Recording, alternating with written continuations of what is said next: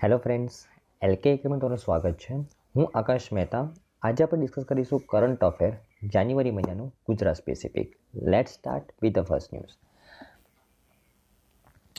આપણી પહેલી ન્યૂઝ છે ફ્રેન્ડ્સ, હમણાં રિસેન્ટલી આંતરરાષ્ટ્રીય પતંગ મહોત્સવ 2024નું આયોજન કરવામાં આવ્યું હતું અમદાવાદના સાબરમતી રિવરફ્રન્ટ ખાતે.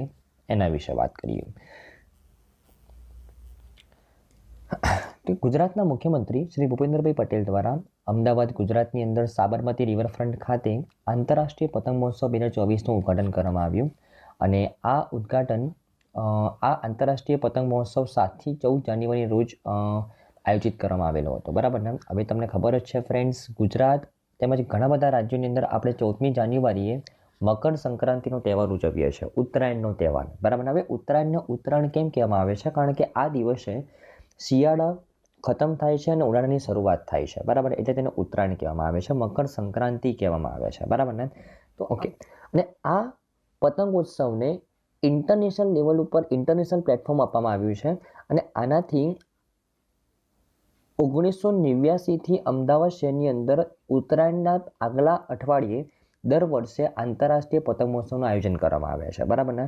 અને આ વખતે ટોટલ 55 દેશોમાંથી 153 આંતરરાષ્ટ્રીય પતંગબાજો, 12 રાજ્યોમાંથી 68 રાષ્ટ્રીય પતંગબાજો અને ગુજરાતના 23 શહેરમાંથી 865 પતંગ રસિકો પણ ભાગ લેશે. બરાબર ને? રાઈટ. તો આવા ઇન્ટરનેશનલ કાઇટ ફેસ્ટિવલનું આયોજન કરવામાં આવેલું હતું, જેનું ઉદ્ઘાટન કોના દ્વારા કરવામાં આવ્યું? ગુજરાતના મુખ્યમંત્રી શ્રી ભૂપેન્દ્રભાઈ પટેલ દ્વારા. બરાબર, ધ્યાનમાં રાખવાનું છે. ઓકે, ચલો. આઈ થિંક તમને ન્યૂઝમાં સારી રીતે ખબર પડી હશે. ઓકે, આપણી સેકન્ડ ન્યૂઝ છે ફ્રેન્ડ કે પાવર ફાઇનાન્સ કોર્પોરેશનને ગુજરાતમાં સંપૂર્ણ માલિકીની ફાઇનાન્સ કંપની સ્થાપવા માટે આરબીઆઈની મંજૂરી મળી. દેખો, રિઝર્વ બેંક ઓફ ઇન્ડિયાની વાત કરું તો રિઝર્વ બેંક ઓફ ઇન્ડિયા આપણા દેશમાં બેન્કોને રેગ્યુલેટ કરે છે. બેન્કોનું રેગ્યુલેટર છે રિઝર્વ બેંક ઓફ ઇન્ડિયા. હવે બેંક સિવાય તે નોન બેંકને પણ રેગ્યુલેટ કરે છે. કેવી નોન બેંક? જે ફાઇનાન્શિયલ સર્વિસ પ્રોવાઈડ કરતી હોય તેવી નોન બેંક. બરાબર ને? અને જે સંસ્થા ફાઇનાન્શિયલ સર્વિસ પ્રોવાઈડ કરતી હોય અને તે બેંક ના હોય તેવી સંસ્થાને કહેવાય NBFC, non banking financial company. બરાબર ને? તો આ જે આપણે પાવર ફાઇનાન્સ કોર્પોરેશન જેના વિશેની ન્યૂઝ છે, પાવર ફાઇનાન્સ કોર્પોરેશન એક એનબીએફસી છે, નોન બેન્કિંગ ફાઇનાન્શિયલ કંપની છે. તે ફાઇનાન્સ પ્રોવાઈડ કરે છે પાવર સેક્ટરની અંદર. મતલબ અગર કોઈ કંપનીને જે કંપની પાવર સેક્ટરની કંપની હોય અને તેને ફાઇનાન્સની રિક્વાયરમેન્ટ હોય તો તે પાવર ફાઇનાન્સ કોર્પોરેશન પાસે જઈ શકે છે, તે તેને લોન પ્રોવાઈડ કરશે. બરાબર ને? તો પાવર સેક્ટરને ડેવલપમેન્ટ કરવા માટે આ એક એનબીએફસી સ્થાપવામાં આવી છે, પાવર ફાઇનાન્સ કોર્પોરેશન. બરાબર ને? આ એક સરકારી એનબીએફસી છે, ગવર્મેન્ટ હસ્તક છે. રાઈટ. અને તે ડોમેસ્ટિકલી સિસ્ટમેટિકલી ઇમ્પોર્ટન્ટ એનબીએફસી છે. હવે દેખો, જે બેંક એટલી મોટી હોય કે જો તે બેંક લોસમાં જાય ઘણા વર્ષો સુધી તો તે ઇકોનોમીને અસર કરી શકે, એવી રીતના તો તેવી બેંકોને કહેવાય ડોમેસ્ટિકલી સિસ્ટમેટિકલી ઇમ્પોર્ટન્ટ બેંક, જેને આપણે કહીશું ડીસી. તો એવી રીતના જે એનબીએફસી ઘણી લાર્જ સાઇઝની હોય, જો તે ઘણા વર્ષો સુધી લોસમાં જાય તો દેશની ઇકોનોમીને અસર કરે, તો તેવી એનબીએફસીને કહેવાય સિસ્ટમેટિકલી ઇમ્પોર્ટન્ટ એનબીએફસી. અને આ દરજ્જો કોણ આપે? રિઝર્વ બેંક ઓફ ઇન્ડિયા આપે. બરાબર ને? તો આ જ રિઝર્વ બેંક ઓફ ઇન્ડિયાએ પાવર ફાઇનાન્સ કોર્પોરેશન, જે એક એનબીએફસી છે, જે પાવર સેક્ટરની અંદર ફાઇનાન્સ પ્રોવાઈડ કરે છે, તેને મંજૂરી આપી છે કે તમે તમારી એક હોલી ઓન સબસિડરી એક ગુજરાતના ગિફ્ટ સિટીની અંદર એસ્ટાબ્લિશ કરી શકો. ગુજરાત ઇન્ટરનેશનલ ફાઇનાન્શિયલ ટેક્સ સિટીની અંદર તમે એસ્ટાબ્લિશ કરી શકો. જેથી કરીને આ પાવર ફાઇનાન્સ કોર્પોરેશનને એક પ્લેટફોર્મ મળે કે તે ઇન્ટરનેશનલ લેવલ ઉપર પણ પાવર સેક્ટરની અંદર લોન પ્રોવાઈડ કરી શકે. બરાબર ને? તો જસ્ટ સિમ્પલ ન્યૂઝ છે. રિઝર્વ બેંક ઓફ ઇન્ડિયાએ એક મંજૂરી આપી આ પાવર ફાઇનાન્સ કોર્પોરેશન, જે ગવર્મેન્ટની અંડરમાં કામ કરે છે, મિનિસ્ટ્રી ઓફ પાવરની અંડરમાં કામ કરે છે, કે તમે તમારી એક હોલી ઓન સબસિડરી એક ગિફ્ટ સિટીની અંદર તમે એસ્ટાબ્લિશ કરી શકો, જેથી કરીને તમે ઇન્ટરનેશનલ લેવલ ઉપર પણ પાવર સેક્ટરમાં લોન આપી શકો. બરાબર ને? તો આ પાવર ફાઇનાન્સ કોર્પોરેશનનો બિઝનેસ એક્સપાન્ડ થઈ શકે તેના માટે આ સ્ટેપ લેવામાં આવેલું છે. બરાબર ને? ઓકે. તો જે રીતે મેં તમને કીધું કે પાવર ફાઇનાન્સ કોર્પોરેશન એ પાવર મંત્રાલયના હેઠળમાં કામ કરે છે અને આ ઉપરાંત તે દેશની systematically important non banking financial company છે, ધ્યાનમાં રાખવાનું છે. બરાબર ને? ઓકે, ચલો. આપણી નેક્સ્ટ ન્યૂઝ છે ફ્રેન્ડ્સ કે નેશનલ ફોરેન્સિક સાયન્સ યુનિવર્સિટીની 5મી આંતરરાષ્ટ્રીય અને 44મી all India criminology conference Gandhinagar Gujarat ખાતે યોજાઈ. એના વિશે વાત કરીએ. तो देखो friends, national forensic science university ministry of home અફેર્સના અંડરમાં કામ કરે છે આ સંસ્થા. મિનિસ્ટ્રી ઓફ હોમ અફેર્સના મિનિસ્ટર કોણ છે? આપણા Amit Shahaji. Ministry of home affairs અંડરમાં કામ કરે છે નેશનલ ફોરેન્સિક સાયન્સ યુનિવર્સિટી. નામથી જ ખબર પડે છે કે આ યુનિવર્સિટી કોના ઉપર કામ કરે છે? Forensic service. ફોરેન્સિક સર્વિસ મતલબ ફોર એક્ઝામ્પલ કોઈ ક્રાઇમ થયો હોય તો ત્યારે આપણે એ ક્રાઇમ કોને કર્યો, ફોર એક્ઝામ્પલ કોઈ જે ઘટના સ્થળે ફોર એક્ઝામ્પલ કોઈ સબૂત મળે છે, બરાબર, તો આપણે એને ફોરેન્સિક લેબમાં આપણે મોકલીએ છીએ, બરાબર ને. ફોરેન્સિક લેબમાં કે ભાઈ આ ફોર એક્ઝામ્પલ કોઈ વાળનો નમૂનો મળ્યો હોય, કોઈ મતલબ કોઈ પણ બોડી પાર્ટનો નમૂનો મળ્યો હોય તો તેના ઉપરથી તમને કાં તો વિક્ટીમની માહિતી મળી જાય કે વિક્ટીમ કોણ હતું, અથવા કાં તો ક્રિમિનલની માહિતી મળી જાય કે ક્રિમિનલ કોણ હતું, બરાબર ને, રાઈટ. તો આ બધી વસ્તુ ક્યાં ચેક થાય? ફોરેન્સિક લેબની અંદર. તો આ ફોરેન્સિક લેબને કોણ મોનિટર કરે છે આપણા દેશની અંદર? તો એક મિનિસ્ટ્રી ઓફ હોમ અફેર્સ છે, એના અંડરમાં નેશનલ ફોરેન્સિક સાયન્સ યુનિવર્સિટી છે, તે મોનિટર કરે છે, બરાબર ને. અને દુનિયાની અંદર એકમાત્ર યુનિવર્સિટી છે જે ફોરેન્સિક ઓબ્ઝર્વેશન ઉપર કામ કરે છે, બરાબર ને, રાઈટ. ફોરેન્સિક બિહેવિયર ઉપર કામ કરે છે, રાઈટ. તો એ તમારે ધ્યાનમાં રાખવાનું છે. તો નેશનલ ફોરેન્સિક સાયન્સ યુનિવર્સિટી દ્વારા આમાં રિસેન્ટલી એક કોન્ફરન્સનું આયોજન કરવામાં આવેલું હતું. કોન્ફરન્સનું નામ છે ઓલ ઇન્ડિયા ક્રિમિનોલોજી કોન્ફરન્સ, જે 44મા નંબરની આ સમિટ હતી અને 5મી વખત આ સમિટને આંતરરાષ્ટ્રીય લેવલ ઉપર આયોજિત કરવામાં આવી છે, બરાબર ને, ધ્યાનમાં રાખવાનું છે. ઓકે, હવે આ જે કોન્ફરન્સ છે એ નેશનલ ફોરેન્સિક સાયન્સ યુનિવર્સિટીની જે કેમ્પસ છે ગાંધીનગર ગુજરાતમાં, તે આ કોન્ફરન્સનું આયોજન ત્યાં કરવામાં આવેલું હતું. અને તેમાં આ કોન્ફરન્સનું ઉદ્ઘાટન કોને કર્યું હતું? તો આપણે જે મિનિસ્ટ્રી ઓફ હોમ અફેર્સના જે મિનિસ્ટર છે અમિત શાહજી, તેમના દ્વારા ઉદ્ઘાટન કરવામાં આવેલું હતું, બરાબર ને. અને આ ઉપરાંત અમિત શાહજીએ નેશનલ ફોરેન્સિક સાયન્સ યુનિવર્સિટીના કેમ્પસની અંદર એક સેન્ટર ઓફ એક્સલન્સનું પણ નિર્માણ કર્યું છે, ઉદ્ઘાટન કર્યું છે આ ઇવેન્ટ દરમિયાન. આ સેન્ટર ઓફ એક્સલન્સ શેની ઉપર ફોકસ કરશે? ડિજિટલ ફોરેન્સિક ઉપર ફોકસ કરશે, બરાબર ને. તો એનું પણ ઉદ્ઘાટન કરવામાં આવ્યું છે, બરાબર ને, રાઈટ.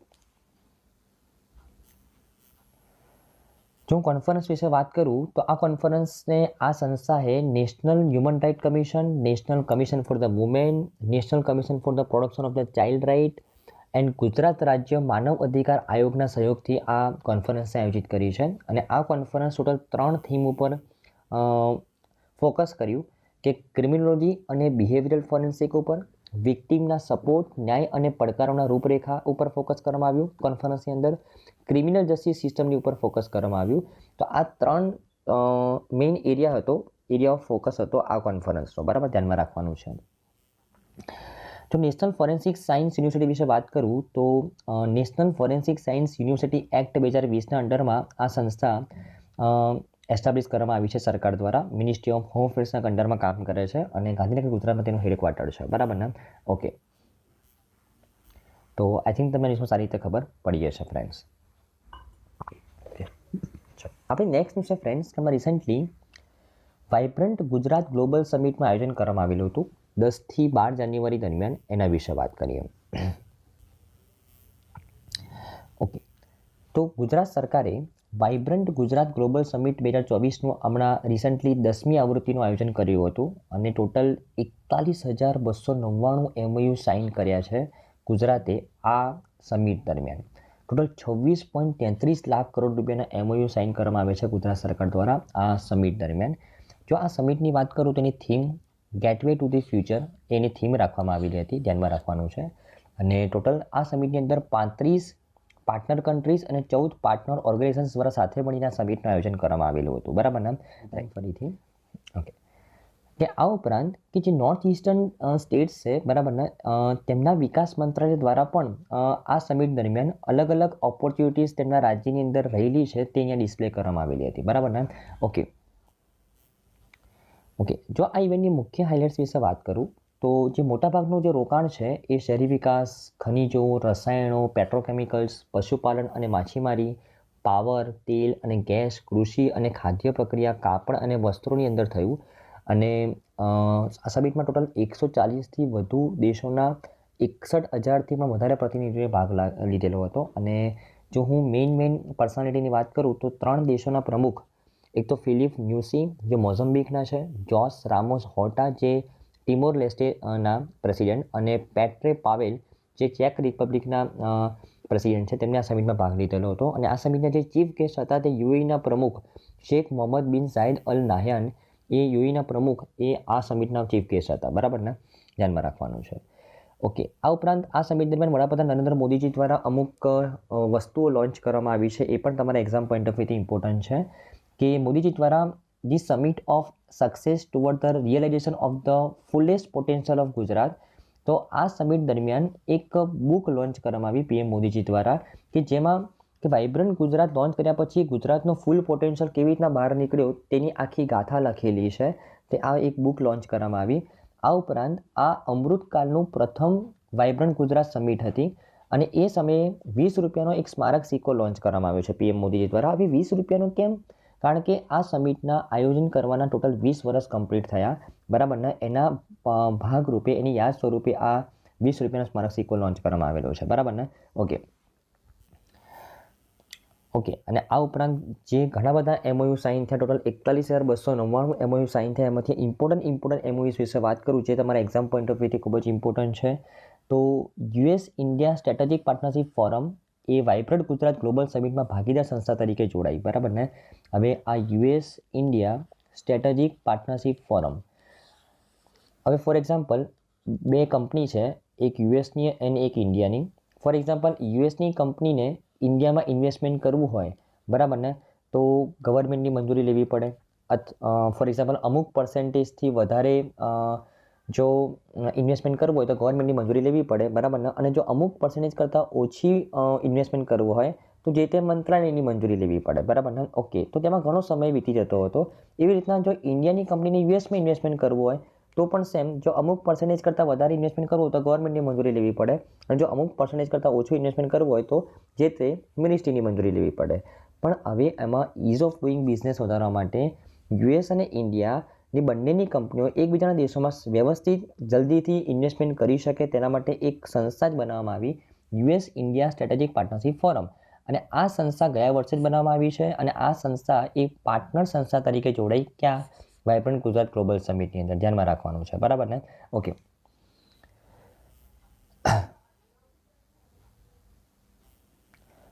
આ ઉપરાંત યુએઈના જે પ્રેસિડેન્ટ છે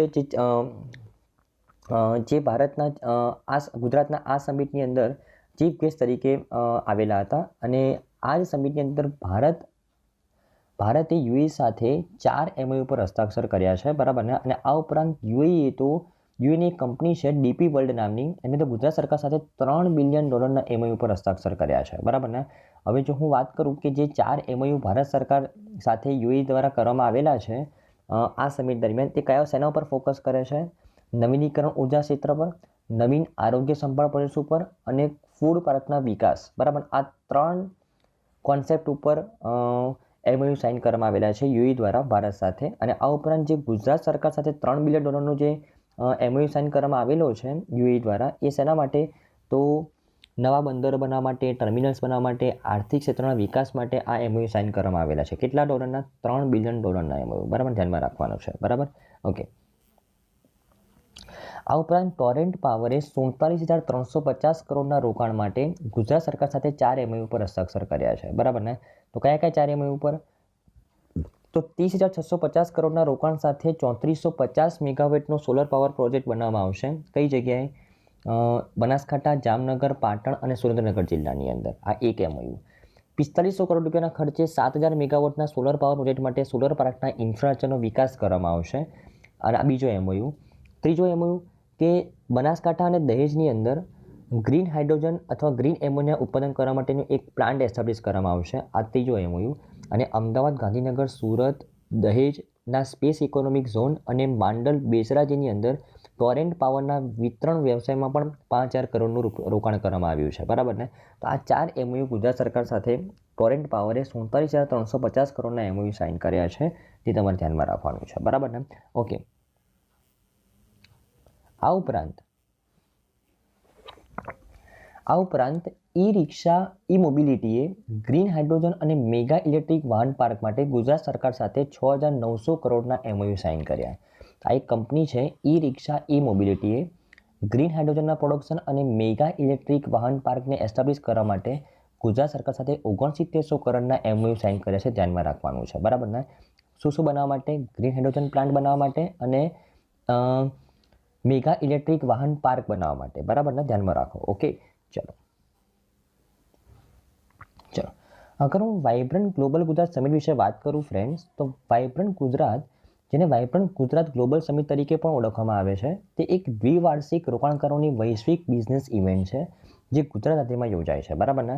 તો વાઇબ્રન્ટ ગ્લોબલ ગુજરાત સમિટ એ દર 2 વર્ષે યોજાય છે. બરાબર ને? અને તેમાં દેશ વિદેશથી રોકાણકારો અહીંયા પાર્ટિસિપેટ કરવા માટે આવે છે. તમે આજે પણ જોયું કે 140 કરતાં પણ વધારે દેશના ડેલિગેશન્સ અહીંયા આવેલા હતા. બરાબર ને? અને જો વાઇબ્રન્ટ ગુજરાત ગ્લોબલ સમિટ વિશે વાત કરું તો 2003ની અંદર ભારતના આજના માનનીય વડાપ્રધાન નરેન્દ્ર મોદીજી જ્યારે ગુજરાતના મુખ્યમંત્રી હતા ત્યારથી આ સમિટનું દર 2 વર્ષે આયોજન કરવામાં આવે છે. અને જો હું ગુજરાત વિશે વાત કરું તો ગુજરાતના મુખ્યમંત્રી છે ભૂપેન્દ્રભાઈ પટેલ, રાજ્યપાલ છે આચાર્ય દેવવ્રત અને રાજધાની છે ગાંધીનગર. બરાબર ને? ઓકે, તો આઈ થિંક તમને દેશમાં સારી રીતે ખબર પડી હશે ફ્રેન્ડ્સ. આપણી નેક્સ્ટ ન્યૂઝ છે ફ્રેન્ડ્સ કે હમણાં રિસન્ટલી કચ્છી ખારેકને GI ટેગ આપવામાં આવેલો છે department of promotion of industry and internal trade દ્વારા. એના વિશે વાત કરીએ તો આ કચ્છી ખારેક છે, તમે જોઈ શકો છો, તમે જોઈ પણ હશે, તમે ખાધી પણ હશે, અને એને હમણાં GI ટેગ મળ્યો છે. તે આપણા માટે ઇમ્પોર્ટન્ટ ન્યૂઝ છે. બરાબર ને? એના વિશે વાત કરીએ. ઓકે, તો કચ્છી ખારેક ને હમણાં રિસન્ટલી જિયોગ્રાફિકલ ઇન્ડિકેશન રજિસ્ટ્રી દ્વારા GI ટેગ આપવામાં આવેલો છે. બરાબર ને? હવે આ GI ટેગ શું છે? તો જિયોગ્રાફિકલ ઇન્ડિકેશન ટેગ છે. અગર કોઈ પ્રોડક્ટ એ કોઈ પર્ટિક્યુલર લોકેશનની અંદર ખૂબ જ વધારે માત્રામાં તેનું પ્રોડક્શન થાય, ત્યાંના લોકો તેને બનાવવામાં સ્પેશિયાલિસ્ટ હોય અને એ પર્ટિક્યુલર લોકેશનનું વાતાવરણ જ એ પ્રોડક્ટને બનાવવા માટે ખૂબ જ અનુકૂળ હોય, તો તે પ્રોડક્ટને તે લોકેશનનું GI ટેગ પ્રોવાઈડ કરવામાં આવે છે. જેથી કરીને શું ફાયદા થાય કે ત્યાં લોકો ટુરિઝમ પણ વધે, ત્યાં એ પ્રોડક્ટની માંગ વધે, એ પ્રોડક્ટને બનાવનાર ફાર્મર્સ અથવા કોઈ વેપારીનું આવક વધે અને ઇકોનોમિકલી ડેવલપમેન્ટ થાય. સિમ્પલ. બરાબર ને? તો GI ટેગ હમણાં રિસન્ટલી ગુજરાતની જે કચ્છી ખારેક છે, બરાબર ને, તેને GI ટેગ આપવામાં આવ્યો જિયોગ્રાફિકલ ઇન્ડિકેશન રજિસ્ટ્રી દ્વારા. બરાબર ને? આ જિયોગ્રાફિકલ ઇન્ડિકેશન રજિસ્ટ્રી એ કયા ડિપાર્ટમેન્ટમાં કામ કરે છે? તો department of promotion of industry and internal ટ્રેડના અંડરમાં કામ કરે છે. અને આ ડિપાર્ટમેન્ટ કયા મિનિસ્ટ્રીના અંડરમાં કામ કરે છે? તો મિનિસ્ટ્રી ઓફ કોમર્સ એન્ડ ઇન્ડસ્ટ્રીના અંડરમાં કામ કરે છે. બરાબર ને? રાઈટ. ઓકે, તો એગ્રીકલ્ચર સેક્શનની અંદર આ GI ટેગ આપવામાં આવ્યો છે કચ્છી ખારેકને. બરાબર ને? ઓકે, જો હું આ ન્યૂઝના કી પોઈન્ટ્સ વિશે વાત કરું તો કચ્છી ખારેક એ ગુજરાતની અંદરથી GI ટેગ મેળવવાનું બીજું ફ્રૂટ બન્યું છે. ગુજરાતની અંદર કેસર કેરીને 2011ની અંદર GI ટેગ પહેલી વખત આપવામાં આવેલો હતો અને આ બીજું ફ્રૂટ છે કચ્છી ખારેક જેને GI ટેગ આપવામાં આવેલો છે. બરાબર ને? અને આ ઉપરાંત જો હું GI ટેગ વિશે વાત કરું તો મેં તમને કીધું તે પ્રમાણે કે એક એવા ઉત્પાદનો કે એક પર્ટિક્યુલર લોકેશન પર ખૂબ જ વધારે માત્રામાં થાય છે, એક પર્ટિક્યુલર લોકેશનનું એટમોસ્ફિયર તે પ્રોડક્ટ બનાવવા માટે ખૂબ જ અનુકૂળ વાતાવરણ ક્રિએટ કરે છે. તો તેવા લોકેશનને તે પર્ટિક્યુલર પ્રોડક્ટનું શું આપવામાં આવે છે? GI ટેગ આપવામાં આવે છે. બરાબર ને? ઓકે, તો આઈ થિંક તમને ન્યૂઝમાં સારી રીતે ખબર પડી હશે ફ્રેન્ડ. ચલો, આપણી નેક્સ્ટ ન્યૂઝ છે ફ્રેન્ડ્સ કે ગુજરાત, કેરળ અને કર્ણાટકાને બેસ્ટ પરફોર્મિંગ સ્ટેટ્સ જાહેર કરવામાં આવ્યા. કોના દ્વારા? Department of promotion of industry and internal trade દ્વારા. શેના માટે? ફોર ડેવલપિંગ સ્ટાર્ટઅપ ઇકોસિસ્ટમ માટે. બરાબર ને? એના વિશે વાત કરીએ. તો હમણાં રિસન્ટલી રાષ્ટ્રીય સ્ટાર્ટઅપ દિવસ 2024નું આયોજન કરવામાં આવ્યું હતું 16મી જાન્યુઆરી 2024ના રોજ. અને આ અવસર ઉપર જે સ્ટાર્ટઅપ ઇન્ડિયા ઓર્ગેનાઇઝેશન સ્થાપવામાં આવી છે, કયા ડિપાર્ટમેન્ટના અંડરમાં? Department for promotion of industry and internal ટ્રેડના અંડરમાં. આ ડિપાર્ટમેન્ટ કયા મિનિસ્ટ્રીના અંડરમાં કામ કરે છે? મિનિસ્ટ્રી ઓફ કોમર્સ એન્ડ ઇન્ડસ્ટ્રીના અંડરમાં. તો આ સ્ટાર્ટઅપ ઇન્ડિયા દ્વારા દર વર્ષે નેશનલ સ્ટાર્ટઅપ ડે જે 16 જાન્યુઆરી આપણે સેલિબ્રેટ કરીએ છીએ એ દિવસે સ્ટાર્ટઅપ રેન્કિંગ પ્રોવાઈડ કરવામાં આવે છે સ્ટેટ્સ માટે. અને આ ઉપરાંત નેશનલ સ્ટાર્ટઅપ એવોર્ડ આપવામાં આવે છે. 2 વસ્તુ લોન્ચ કરવામાં આવે કે સ્ટેટ્સ માટે સ્ટાર્ટઅપ રેન્કિંગ પ્રોવાઈડ કરવામાં આવે, startup ranking for the state, અને નેશનલ સ્ટાર્ટઅપ એવોર્ડ્સ પ્રોવાઈડ કરવામાં આવે. બરાબર ને? તો સ્ટાર્ટઅપ રેન્કિંગ ફોર ધ સ્ટેટ્સમાં કયા રાજ્યોએ સ્ટાર્ટઅપ ઇકોસિસ્ટમ ડેવલપ કરવા માટે સારું પરફોર્મન્સ કર્યું છે એક પર્ટિક્યુલર વર્ષમાં તેમને એવોર્ડ આપવામાં આવે. અને નેશનલ સ્ટાર્ટઅપ એવોર્ડ્સની અંદર જે સ્ટાર્ટઅપ્સ દ્વારા સારું ઇનોવેશન કરવામાં આવેલું હોય, ઇકોનોમીની અંદર સારું કન્ટ્રીબ્યુશન કરવામાં આવેલું હોય તો તેવી સ્ટાર્ટઅપ્સને અહીંયા અવોર્ડ આપવામાં આવે, બરાબર ને? કોના દ્વારા? સ્ટાર્ટઅપ ઇન્ડિયા દ્વારા, બરાબર? ઓકે, તો આના વિશે ડિટેલમાં ચર્ચા કરીએ. ઓકે, તો આ સ્ટાર્ટઅપ અવોર્ડ્સ ફોર ધ સ્ટેટ્સની જો હું વાત કરું, ઓકે, તો આ સ્ટાર્ટઅપ્સ રેન્કિંગ ફોર ધ સ્ટેટ્સની જો હું વાત કરું તો startups ranking for the states 2022ની અંદર ગુજરાત, કર્ણાટક, કેરળ અને તામિલનાડુ આ 4 રાજ્યો 1 કરોડથી વધુ વસ્તી ધરાવતી કેટેગરી એની અંદર સ્ટાર્ટઅપ ઇકોસિસ્ટમને વિકસાવવા માટે ઉભરતા બેસ્ટ પરફોર્મન્સ સ્ટેટ્સ તરીકે ઉભરી આવ્યા, બરાબર ને? ઓકે, અને હિમાચલ પ્રદેશ જે કેટેગરી બીમાં મતલબ 1 કરોડથી ઓછી વસ્તી ધરાવતા રાજ્યની અંદર બેસ્ટ પરફોર્મિંગ સ્ટેટ તરીકે ઉભરી આવ્યું, બરાબર ને? હવે જો હું રેન્કિંગ વિશે વાત કરું ને ફ્રેન્ડ્સ, તો આની અંદર ઓકે, તો આની અંદર જે સ્ટેટ્સને રેન્કિંગ પ્રોવાઈડ કરવામાં આવે છે સ્ટાર્ટઅપ ઇકોસિસ્ટમ ડેવલપ કરવા માટે એ ટોટલ 5 કેટેગરીમાં આપવામાં આવે છે. એક તો શ્રેષ્ઠ બેસ્ટ પરફોર્મિંગ, એક ટોપ પરફોર્મર, પછી લીડર્સ, એસ્પાયરિંગ લીડર્સ અને ગ્રોઈંગ સ્ટાર્ટઅપ ઇકોસિસ્ટમ, બરાબર ને? ઓકે, તો આ 5 કેટેગરીમાં બેસ્ટ પરફોર્મિંગ, ટોપ પરફોર્મિંગ, લીડર, એસ્પાયરિંગ લીડર અને ગ્રોઈંગ આ 5 કેટેગરીમાં સ્ટેટ્સને વહેંચવામાં આવે છે તેમના સ્ટાર્ટઅપ્સને ડેવલપ કરવા માટેના પગલાંને અનુસરીને, બરાબર ને? તો આ જે મૂલ્યાંકન કરવામાં આવ્યું એ 1 ઓગસ્ટ 2021થી 31 ડિસેમ્બર 2022 સુધીના સમયગાળામાં એક પર્ટિક્યુલર રાજ્યે કેવી રીતના સ્ટાર્ટઅપ્સને સપોર્ટ કર્યો છે તેને ધ્યાનમાં રાખીને આ મૂલ્યાંકન કરવામાં આવેલું છે. ટોટલ 25 એક્શન પોઈન્ટ્સને ધ્યાનમાં રાખીને આ મૂલ્યાંકન કરવામાં આવેલું છે, બરાબર ને? રાઈટ, કે કેવા તો ફોર એક્ઝામ્પલ સંસ્થાકીય સમર્થન રાજ્ય દ્વારા કેવું પ્રોવાઈડ કરવામાં આવે છે સ્ટાર્ટઅપ્સને, નવીનતા અને ઉદ્યોગ સાહસિકતાને કેવું પ્રોત્સાહન આપવામાં આવે છે, કેવી રીતના બજારની એક્સેસ આપવામાં આવે છે, ઇન્ક્યુબેશન અને મેન્ટરશિપ સપોર્ટ કેવો પ્રોવાઈડ કરવામાં આવે છે સ્ટાર્ટઅપ્સને, ફંડિંગ સપોર્ટ કેવો પ્રોવાઈડ કરવામાં આવે છે. તો આ બધી વસ્તુ ધ્યાનમાં રાખીને આ રેન્કિંગ લોન્ચ કરવામાં આવેલું છે, બરાબર ને? ઓકે, તો જો હું બેસ્ટ પરફોર્મરની વાત કરું તો કેટેગરી એ જેમાં 1 લાખ કરતાં વધારે પોપ્યુલેશન છે તેવા રાજ્યોની વાત કરીએ તો ગુજરાત, કર્ણાટકા, કેરળ અને તામિલનાડુ એ કેટેગરી એમાં બેસ્ટ પરફોર્મર તરીકે ઉભરી આવ્યા છે અને category બીમાં Himachal Pradesh best performer તરીકે ઉભરી આવ્યું છે. જો હું ટોપ પરફોર્મરની વાત કરું તો મહારાષ્ટ્ર, ઓડિશા, પંજાબ, રાજસ્થાન અને તેલંગાના એ ટોપ પરફોર્મરમાં ઉભરી આવ્યા છે, બરાબર ને? અને કેટેગરી બીમાં અરુણાચલ પ્રદેશ અને મેઘાલય, બરાબર ને? ઓકે, અને જો હું ઇમર્જિંગ ઇકોસિસ્ટમની વાત કરું તો છત્તીસગઢ, દિલ્હી અને જમ્મુ કાશ્મીર એ સ્ટાર્ટઅપને સપોર્ટ કરવા માટે સૌથી નીચલા રેન્કિંગમાં છે. અને જો હું કેટેગરી બીની વાત કરું ચંદીગઢ, દાદરા નગર હવેલી, દમણ એન્ડ દીવ, લદ્દાખ, મિઝોરમ, પુડુચેરી અને સિક્કિમ એ કેટેગરી બીમાં ઇમર્જિંગ ઇકોસિસ્ટમની અંદરમાં છે, બરાબર ને? આ તમારે ધ્યાનમાં રાખવાનું છે. ઓકે, અને જો આ startup ranking for the states વિશે વાત કરું તો આ રેન્કિંગ 2018માં શરૂ કરવામાં આવ્યા સ્ટાર્ટઅપ ઇન્ડિયા દ્વારા અને આમાં રાજ્યો અને કેન્દ્રશાસિત પ્રદેશોને પ્રોત્સાહિત કરવામાં આવે કે ભાઈ જો તમારા કરતાં જે ઉપલું રાજ્ય છે એ કેવી પ્રેક્ટિસ કરે છે તમારે પણ આ પ્રેક્ટિસને ફોલો કરવાની છે જેથી કરીને સ્ટાર્ટઅપ ઇકોસિસ્ટમને પ્રોત્સાહિત કરી શકાય, બરાબર ને? ઓકે, જો સ્ટાર્ટઅપ ઇન્ડિયા પહેલ વિશે વાત કરું તો ભારતના વડાપ્રધાન નરેન્દ્ર મોદીજી દ્વારા 16 જાન્યુઆરી 2016ના રોજ સ્ટાર્ટઅપ ઇન્ડિયા પહેલ લોન્ચ કરવામાં આવેલી હતી સ્ટાર્ટઅપ્સને સપોર્ટ કરવા માટે અને અત્યાર સુધીમાં 117,000થી પણ વધુ સ્ટાર્ટઅપ્સને સરકાર દ્વારા માન્યતા આપવામાં આવી છે અને આ તમામ માન્યતા એ પ્રાપ્ત લોકો ચોક્કસ કરને પ્રોત્સાહન મેળવવા માટે પાત્ર છે. જેને સ્ટાર્ટઅપનો દરજ્જો આપવામાં આવે છે તેને અમુક ટેક્સ ઇન્સેન્ટિવ પણ પ્રોવાઈડ કરવામાં આવે છે, બરાબર ને? ઓકે, તો નેશનલ સ્ટાર્ટઅપ્સ એવોર્ડ વિશે વાત કરું તો 2023ની અંદર 4થી આવૃત્તિ આ અવોર્ડ્સની આયોજિત કરવામાં આવેલી હતી કે જેમાં જે સ્ટાર્ટઅપ્સ કોઈ ઇનોવેટિવ કામ કરે, ઇકોનોમીની અંદર સારું કન્ટ્રીબ્યુશન કરે તેમને અવોર્ડ આપવામાં આવે, બરાબર ને? અને જે વિજેતા સ્ટાર્ટઅપ છે એમને 10 લાખ રૂપિયા આપવામાં આવે અને આ ઉપરાંત 2020માં department of promotion of industry and internet trade દ્વારા આ નેશનલ સ્ટાર્ટઅપ અવોર્ડ્સની શરૂઆત કરવામાં આવેલી હતી. આ 4થી આવૃત્તિ છે, બરાબર ને? ઓકે, અને જો હું department of promotion of industry and internet trade વિશે વાત કરું તો એના સેક્રેટરી કોણ છે? રાજેશ કુમાર સિંહ. એના પેરેન્ટ મંત્રાલય કયું છે? વાણિજ્ય અને ઉદ્યોગ મંત્રાલય અને મુખ્યાલય છે નવી દિલ્હીની અંદર, બરાબર ને? ઓકે, ચલો આપણી નેક્સ્ટનું છે ફ્રેન્ડ્સ કે અમે રિસન્ટલી આપણા જે પ્રેસિડેન્ટ છે દ્રૌપદી મુર્મુજી દ્વારા સ્વચ્છ સર્વેક્ષણ અવોર્ડ્સ આપવામાં આવ્યા. આ અવોર્ડ્સ વિશે વાત કરીએ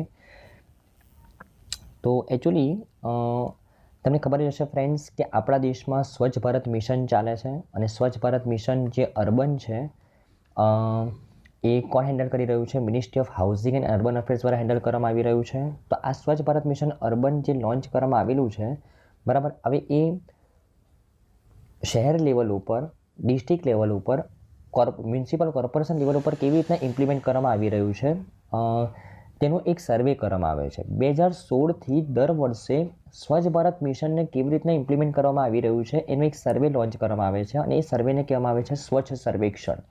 તો એ સ્વચ્છ સર્વેક્ષણની અંદર જે શહેર દ્વારા, જે ડિસ્ટ્રિક્ટ દ્વારા સારું પરફોર્મન્સ કરવામાં આવે તેમને પુરસ્કાર આપવામાં આવે છે, બરાબર ને?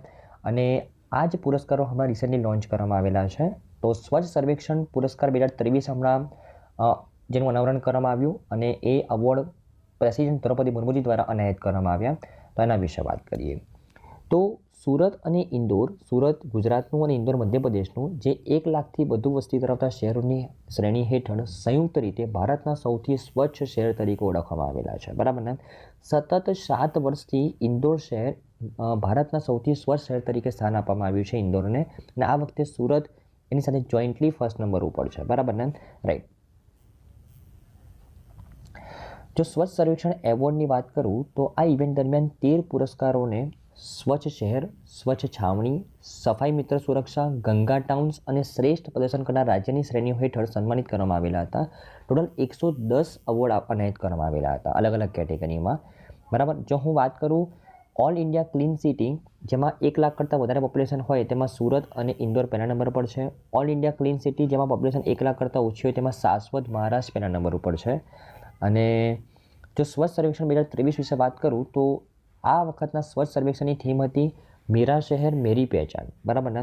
અને આ સર્વેક્ષણ 2016થી શરૂ થયેલ છે અને થીમ સ્વચ્છ સર્વેક્ષણ 2023ની વેસ્ટ ટુ વેલ્થને હાઇલાઇટ કરે છે, બરાબર ને? રાઈટ. ટોટલ 73 મોટા શહેરનું અવલોકન કરવામાં આવ્યું પહેલી વખત જ્યારે સ્વચ્છ સર્વેક્ષણ કરવામાં આવેલું હતું 2016ની અંદર. અને આ ઉપરાંત સ્વચ્છ સર્વેક્ષણ એ સ્વચ્છતા ઉપર વિશ્વનું સૌથી મોટું સર્વેક્ષણ છે અને જે 2024ની જે થીમ રાખવામાં આવશે સ્વચ્છ સર્વેક્ષણની તે લોન્ચ કરવામાં આવી છે. રિડ્યુસ, રિયુઝ અને રિસાયકલ એ 2024ની થીમ રાખવામાં આવી છે, ધ્યાનમાં રાખવાનું છે, બરાબર ને? ઓકે. આપણી લાસ્ટ ન્યૂઝ છે ફ્રેન્ડ્સ કે ગુજરાત એ ભારતના પેટ્રો કેપિટલ તરીકે ઉભરી આવ્યું છે. કેમ? તો ગુજરાતની અંદર 2 મોટી ઇન્ડસ્ટ્રી, રિલાયન્સ ઇન્ડસ્ટ્રી જામનગરની અંદર આવેલી છે તે, અને ONGC પેટ્રો એડિશન્સ લિમિટેડ જે ભરૂચ ડિસ્ટ્રિક્ટની અંદર આવેલું છે, બરાબર. આ 2 મોટી કંપનીના કારણે ગુજરાતને પેટ્રો કેપિટલ તરીકેનો દરજ્જો આપવામાં આવેલો છે, બરાબર ને? ઓકે. જો રિલાયન્સ ઇન્ડસ્ટ્રી વિશે વાત કરું, જેનો જામનગર પ્લાન્ટ છે, બરાબર ને, એના વિશે વાત કરું તો જામનગર રિફાઇનરી એ વિશ્વની સૌથી મોટી અને સૌથી જટિલ સિંગલ સાઇટ રિફાઇનરી છે. એ રિફાઇનરીની અંદર દરરોજ 1.4 બિલિયન બેરલ ક્રૂડ ઓઇલની પ્રક્રિયા થઈ શકે છે, બરાબર. ઓકે. અને રિફાઇનરીની સંકુલની સ્થાપના 2000ની અંદર કરવામાં આવેલી હતી, એ તમારે ધ્યાનમાં રાખવાનું છે, બરાબર. ઓકે. અને આ ઉપરાંત જો ONGC એડિશન્સ લિમિટેડની વાત કરું તો ONGC પેટ્રો એડિશન્સ લિમિટેડ એ દક્ષિણ એશિયાના સૌથી મોટા પેટ્રોકેમિકલ સંકુલમાંનું એક છે. તે એક જોઈન્ટ વેન્ચર છે ONGCનું, ગેઇલનું અને ગુજરાત સ્ટેટ પેટ્રોલિયમ કોર્પોરેશનનું. અને આ રિફાઇનરીની અંદર ટોટલ 14 લાખ ટન પોલિમર અને 5 લાખ ટન રસાયણનું ઉત્પાદન થઈ શકે છે અને તેની સ્થાપના 2006ની અંદર કરવામાં આવેલી હતી. તો આ 2 મોટા પ્લાન્ટના કારણે ગુજરાતને કેમિકલ કેપિટલ, પેટ્રો કેપિટલ તરીકે ઓળખવામાં આવે છે, બરાબર ને? ઓકે. તો આઈ થિંક તમને ન્યૂઝમાં સારી રીતે ખબર પડી હશે ફ્રેન્ડ્સ. તો આઈ થિંક ફ્રેન્ડ્સ આની તમામ ન્યૂઝમાં તમને સારી રીતે ખબર પડી હશે. Thank you friends, by.